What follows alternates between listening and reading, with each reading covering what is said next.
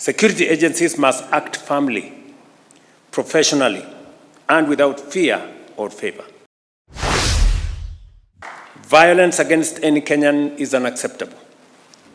Violence rooted in gender, power, or inequality is a betrayal of our Constitution, our values, and humanity.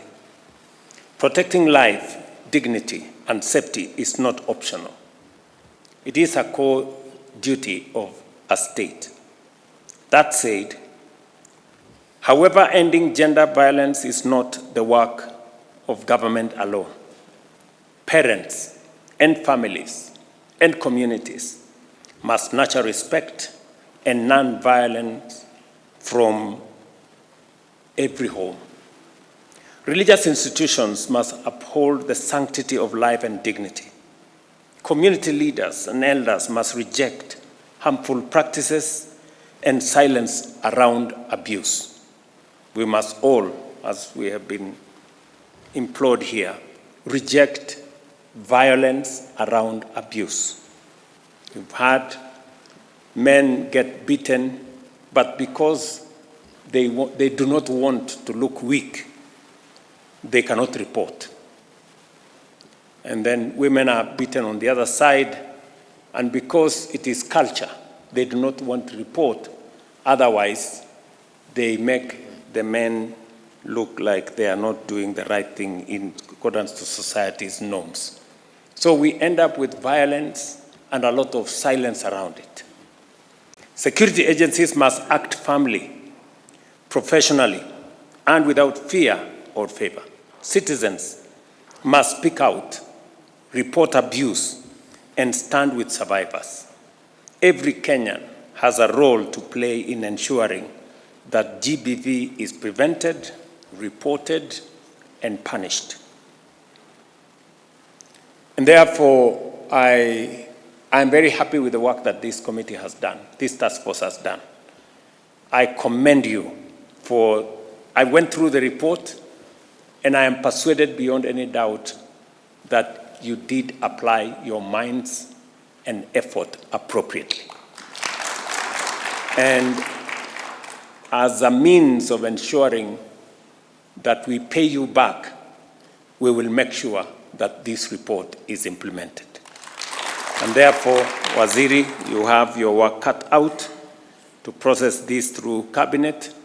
And if we need the services, the support, the input of any one of the members here, please allow us to reach out to you so that together we can see this report implemented. Let this report mark not an end, but a turning point, from silence to action, from impunity to accountability, and from fear to safety. Together, as a nation, we must ensure that no Kenyan lives in fear because of their gender. I note key proposals in the report, including the call to treat GBV, including femicide, as a national crisis, requiring urgent and coordinated action. Recommendations for strengthened prevention, investigation, and prosecution, including specialized capacity within our law enforcement agencies. Proposals for legislative and policy reforms, including improved legal definitions, survivor protection, and accountability mechanisms. And the emphasis on coordinated financing, data systems, survivor-centered services, and national awareness and behavioral change. These recommendations speak to the need for institutional coordination, adequate resourcing, and a whole of government and a whole of society response. I wish to assure the nation that all recommendations will be carefully considered and subjected to due process in accordance with our Constitution and the law. The report will be reviewed through the appropriate government mechanisms, including the Cabinet, relevant ministries, departments, and agencies, to determine policy, legislative, and administrative action. Where legislative reforms are proposed, They will be processed through the established constitutional and parliamentary procedures. Even as we consider this report, I wish to reiterate the government of Kenya's will and will continue to support and take decisive action to end the scourge of GBV in all its forms. Immediately, the CS responsible for this space will work with the colleagues, and within the next 1 month, we will have processed it through cabinet under my chairmanship, and we will take the appropriate actions as have been recommended by the chair here. But allow me to thank the chairperson of the working committee, Dr. Nancy Barasa, and all members of the task force for their thorough and far-reaching work. I commend you for engaging Kenyans across the 47 counties, listening to survivors, listening to experts, communities, and institutions, and for confronting this painful national challenge with courage and depth.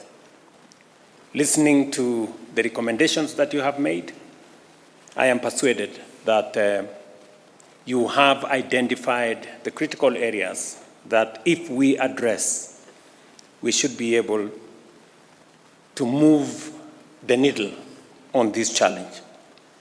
This report is more than a technical document. It is a reflection of voices, fears, and hopes of Kenyan people, especially survivors of gender-based violence. I have received and taken note of the contents of this report and its wide-ranging findings and recommendations on gender-based violence and femicide. The report lays bare the scale, complexity, and evolving nature of GBV in our country, affecting women, men, girls, and boys, with women and girls bearing a disproportionate burden.